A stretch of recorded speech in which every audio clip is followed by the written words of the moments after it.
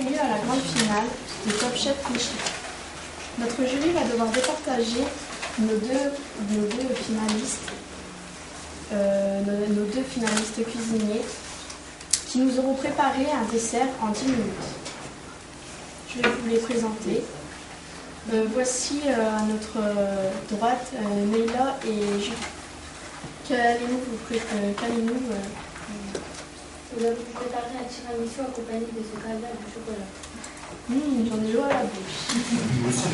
Et à notre gauche, Théo et Mohamed. Qu'allez-vous nous présenter? On va vous préparer de la gelée de poire avec du chocolat et de la meringue accompagnée de liquide de cannelle. Eh bien, cette finale va être très relevée. Attention, parce que au top, nos concurrents auront 10 minutes pour faire leur dessert, leur magnifique dessert. Donc, attention, 3, 2, 1, top. Vous pouvez les applaudir pour les encourager.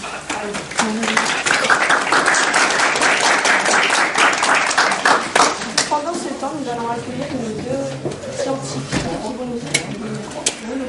scientifiques qui vont nous expliquer les secrets de ces recettes. Nous pouvons applaudir Zoé, Clément et Thomas.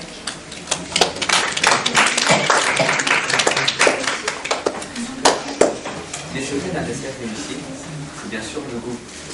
Pour cela, rien ne remplacera jamais des bons produits. Et c'est également la texture et l'aspect qui font réussir un dessert. Donc, pour cela, le savoir-faire et la technique de nos cuisiniers sont indispensables. Nous allons donc vous expliquer nos techniques et nos découvertes. Nous nous sommes intéressés au départ au pain, un des aliments les plus courants que nous mangeons souvent. Rien de plus simple pour fabriquer de la farine, de l'eau, du sel et de la levure. Et pourquoi mettre de la levure? Pour comprendre son rôle, nous avons décidé de fabriquer du pain sans levure. Comme vous le voyez sur la photo, le pain il manque des trous dans la mie et le pain est beaucoup trop compact. Notre hypothèse est que pour faire les trous du pain, la levure a fabriqué des bulles de gaz. Pour la vérifier, nous avons décidé de réaliser cette expérience. On a placé de la levure et de l'eau dans l'air Bayer.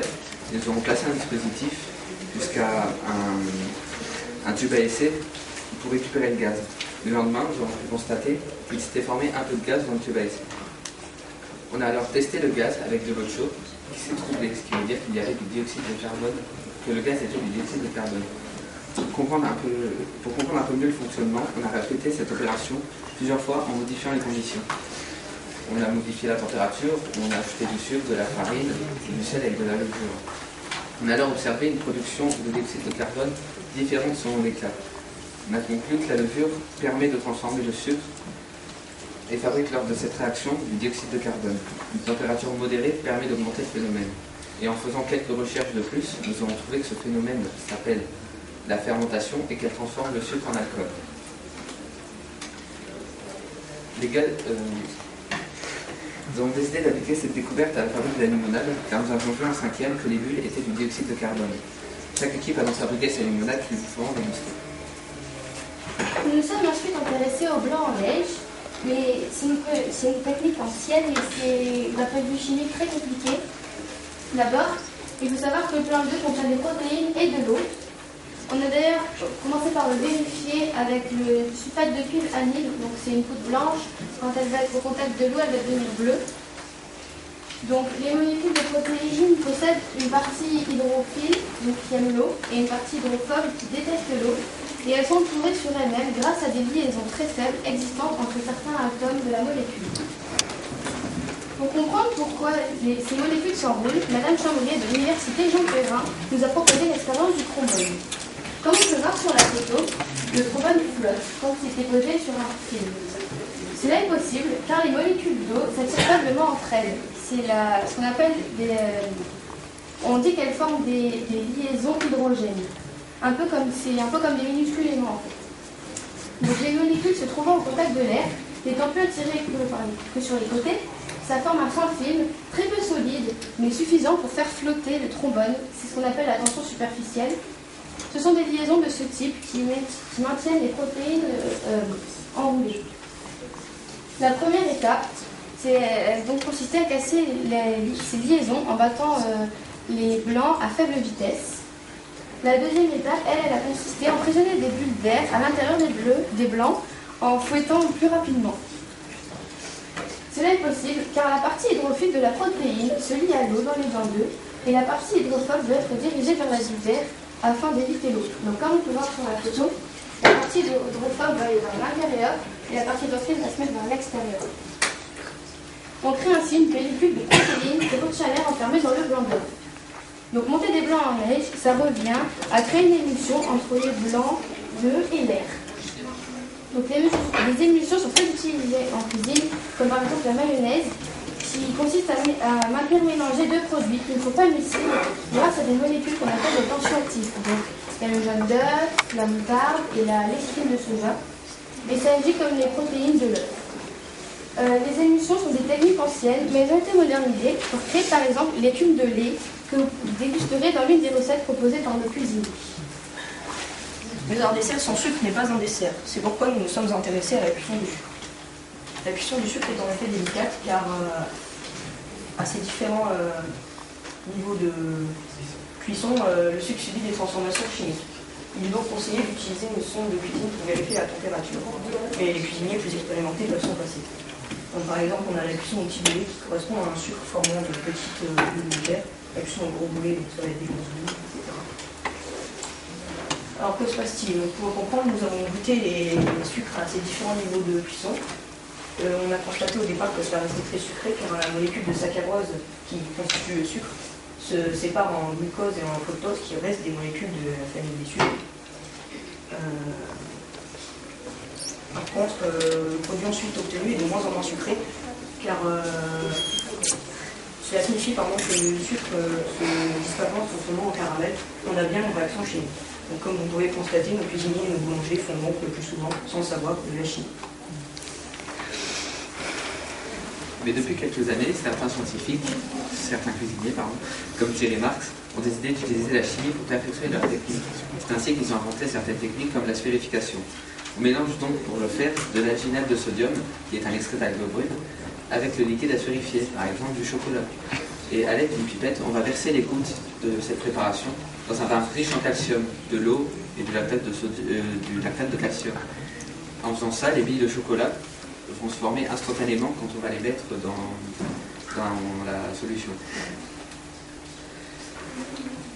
Le calcium, pour ce faire, le calcium va remplacer le sodium de l'alginate et permettre de lier les molécules d'alginate ensemble. On forme ainsi la pellicule qui va entourer le chocolat. La forme sphérique est due aux tensions superficielles. Les chimistes appellent ce type de réaction une polymérisation.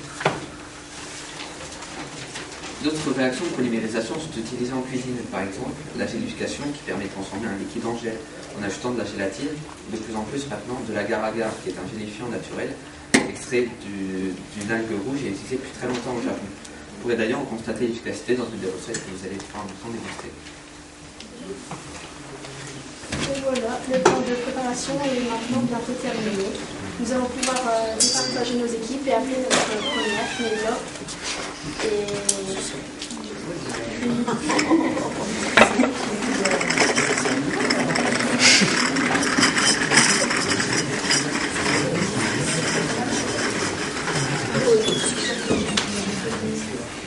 Alors, que nous avez-vous préparé? Nous avons préparé de la gelée de poire avec du chocolat et de la meringue et de l'écume de cannelle accompagnée de sa limonade de gingembre. Cette recette utilise la gélification de jus de poire avec de l'agar-agar, l'écume, les blancs en neige et le sucre pour la meringue, l'émulsion du lait et l'écume pour la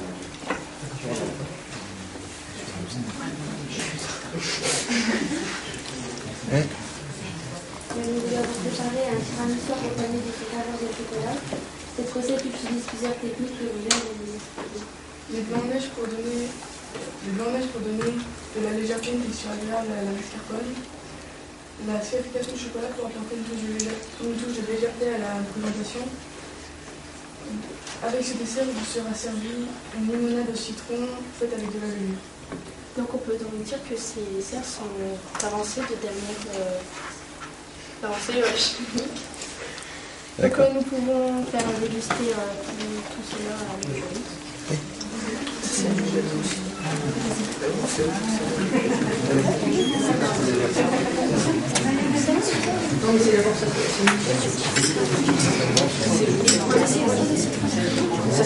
Ouais, c'est pas grave. Le charge encore.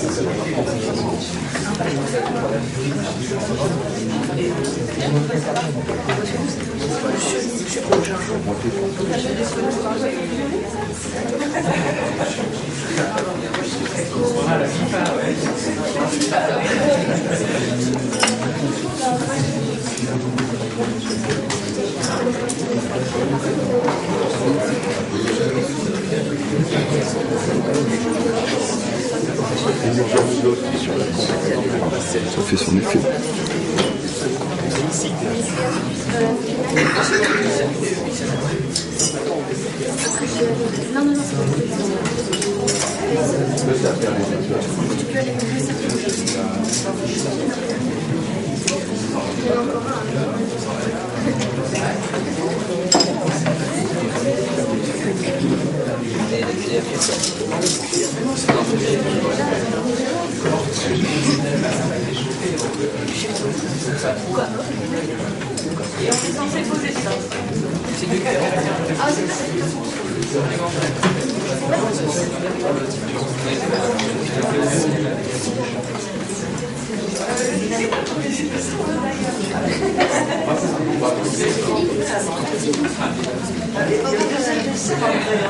Oui, mais c'est qu'il faut choisir une équipe. Gagner la place. Gagner la place. Ouais, mais là, sur le côté équipier, on sépare les deux équipes. Très bon.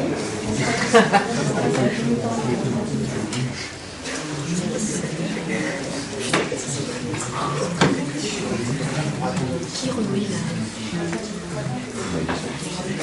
Ah non, parce qu'on fait.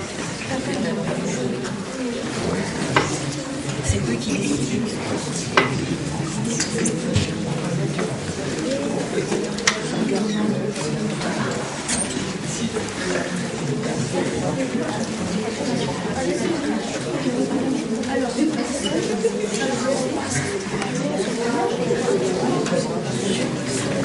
il n'y a pas soin. Ah, ok.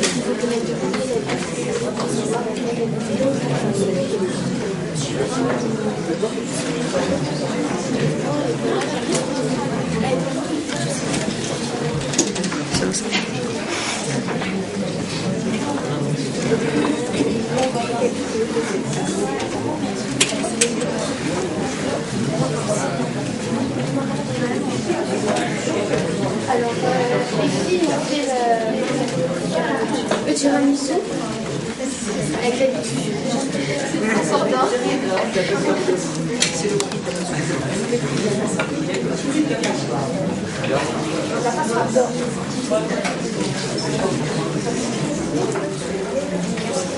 Oui, parfois si on veut, c'est sur l'aspect et la beauté des scènes. C'est les deux équipes en fait. Parce qu'il y en a deux. Ouais, mais la gingembre, on l'a passé en. La gingembre, elle n'est pas ça. Elle est là. Elle peut servir. On peut la faire goûter si. Ça se fait tirer. Alors,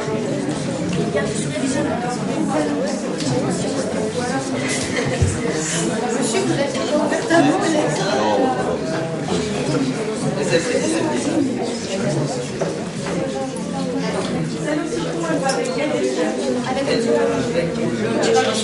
Avec le tiramisu, avec la presse.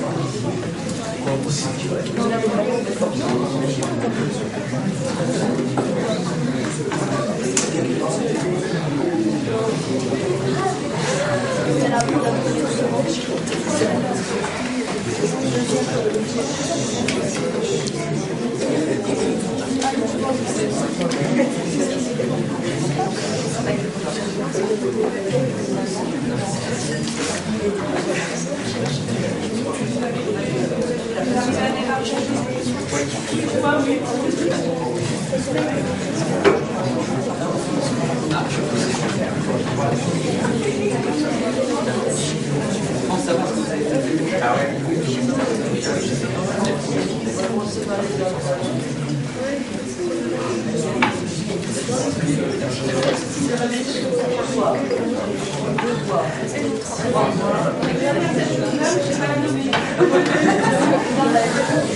Je les vois.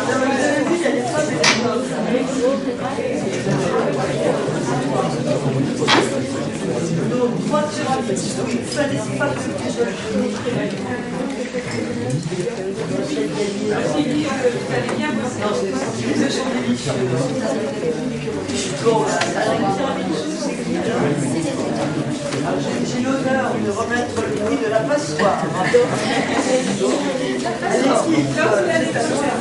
Donc, chers hôtes d'experts, je me permets aujourd'hui de vous décerner avec de fierté, mademoiselle, le prix de la passoire pour votre dessert de tiramisu, accompagné de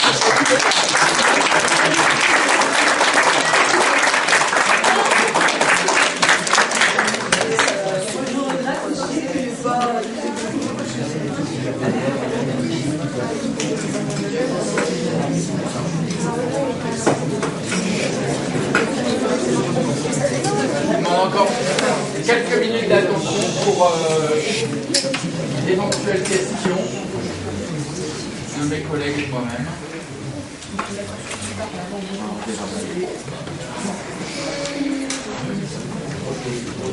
Vas-y. Oui. Je me suis juste demandé l'image que vous aviez montrée, je ne sais plus avec qui vous la remettre, avec les bulles. Ah oui, Si c'était vous qui l'aviez prise, peut-être juste après. Ouais, voilà, celle-ci. Celle-ci, c'est vous qui l'aviez faite? Non, c'est pris d'Internet, celle-ci. D'accord. Parce qu'en fait, je ne suis pas persuadé que ce soit des micelles, comme vous l'avez dit. Si vous repartez sur l'image précédente, c'est juste parfois c'est un métier d'Internet, ça me permet de sensibiliser à ça, comme on trouve tout sur Internet. Parfois, on trouve des fausses images. Là, ce que vous montrez, c'est ce qu'on appelle des micelles. Ça, c'est des micelles. Je pense que l'image que vous montrez d'après, ce sont ce qu'on appelle des liposomes. Je crois, je ne suis pas 100% expert, mais j'ai un doute. Voilà. Parce que tout simplement, je pense que c'est la technique. Tu peux prendre des SVT. C'est tout simplement un déclin, par attention. Voilà, je pense que là, c'est plutôt des liposomes.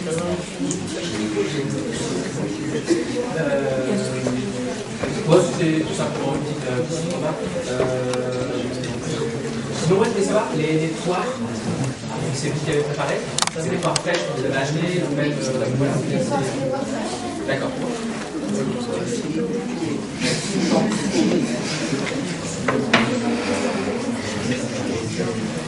Ok.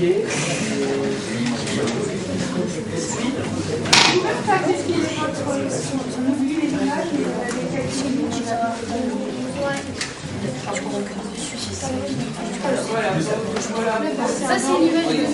C'est nous qui l'avons fait.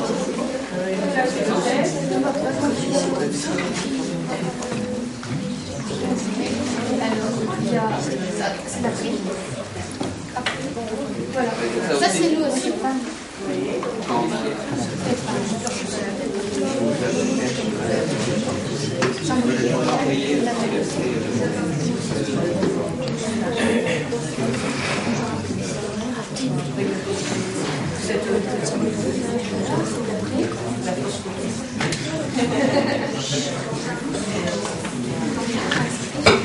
J'en profite de cette partie-là, parce que c'est une question que j'aurais pu poser également tout à l'heure, donc je me suis retenu, et là, comme vous y attendez pour moi la réponse, je pense vous la poser, parce que vous avez compris. Je dis que les légumes utilisent le sucre pour fermenter, faire du CO2, etc. C'est-à-dire que si vous le sucre contenu dans la farine, c'est-à-dire que si je vous donne 1 kilo de farine aujourd'hui, vous allez le manger avec grand plaisir parce que c'est très sucré. Est-ce que vous avez goûté la farine? La farine. Ouais. Et alors, est-ce que vous avez compris pourquoi elles utilisent le sucre, mais que manger comme ça, c'est pas bon? Et je pense que vous avez posé la question, oui. Parce que vous y avez apporté, il n'y a rien, un début de réponse. On l'a mangé. Non, c'est pas. Même sans le beurre, c'est pas bon du tout. Ça apporte de la légèreté un peu et Non, mais ça va. C'est pas la question. Ça importe un peu du coup aussi, mais je pense qu'avec En fait, c'est ce qui contient le sucre. Vous avez raison. Mais pourquoi est-ce que le sucre, on sait que c'est bon? Pourquoi est-ce que c'est pas bon? parce qu'il y a autre chose. Ouais, en fait, le sucre n'est pas sous forme sucre glucose. C'est de l'amidon qui est un assemblage de sucre. Et vous l'avez présenté pour les saccharoses. C'est grosso modo, voilà. L'amidon n'est pas bon. C'est comme la forme de terre, c'est pour être sucre, mais sous forme d'amidon. Il faut juste dégrader la molécule pour avoir la molécule de sucre après. Voilà. Bon, je sais que c'est une question assez pointue, mais comme il y avait peut-être un petit début de réponse là, voilà. C'est l'amidon. Vous pouvez nous dire comment vous faites les petites boules de chocolat? Alors, c'est la sphérification. Mais en fait, On bien comprendre le phénomène. on va utiliser une solution qui est très riche en calcium, c'est-à-dire sur le coup on a essayé de l'eau et du lactate de calcium, et on va mettre de liquide à sphérifier, donc là sur le coup c'est du chocolat. Chocolat avec un peu d'alcool. Un peu de cuisine et Non, genre un amaretto. Et on a versé des petites gouttes de chocolat dedans, et ça Et le phénomène alors? Quel est le phénomène en fait qui se passe là? ça va prendre la forme c'est la forme la plus... C'est la plus simple et la plus petite. C'est là qu'il va prendre en fait. Au contact du calcium. C'est la réaction calcium et de l'eau qui fait la relation.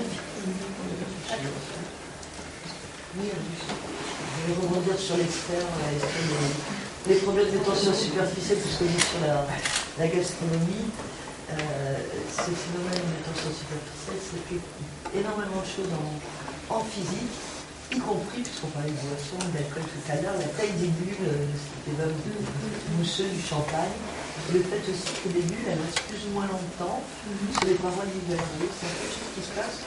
Ça peut être des surfaces qui sont limitées à la proximité des deux. Alors, question maintenant, est-ce que vous savez, parce que vous avez parlé de sphère, en disant que c'est la forme la plus simple, est-ce qu'il y a une autre raison scientifique au fait que nous ayons des buts sphériques? Oui, c'est ça. C'est bon.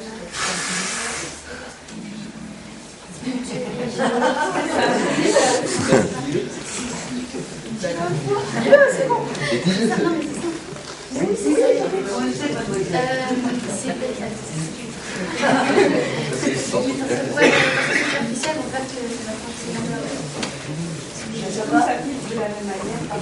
Oui. Ce qui fait que d'un point de vue énergétique, c'est la solution la plus économique. Oui, naturellement, c'est la forme la plus simple, la plus Quatrième.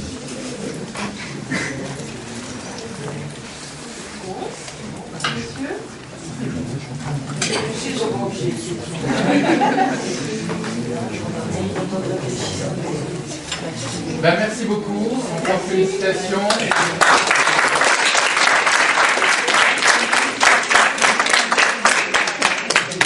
Débarrasser les lettres.